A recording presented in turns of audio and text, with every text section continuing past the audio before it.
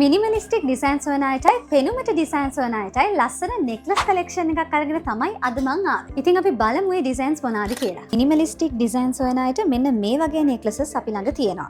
මේ නෙක්ලස් දෙක ගත්තාම ඒකේ ඩිසයින් එක හරිම සිම්පල් විදිහට තමයි කරලා තියෙන්නේ. ඒ වගේ මේ දෙකෙම බර පවුමට ළඟයි. හැබැයි මේක මිනිමලිස්ටික් ඩිසයින් එකේ නෙක්ලස් එකක් වුණාට මේකේ බර පවුමට වඩා වැඩි. පෙනුමට නෙක්ලස් වන ඔයාලට මෙන්න මේ වගේ ඩිසයින්ස් වලින් නෙක්ලසස් අපි ළඟ තියෙනවා. මේ නෙක්ලසස් දෙක ගත්තාම මේක ඩිසයින් කරලා තියෙන්නේ අයි කැචි සංකීර්ණ ඩිසයින්ස් වලින්.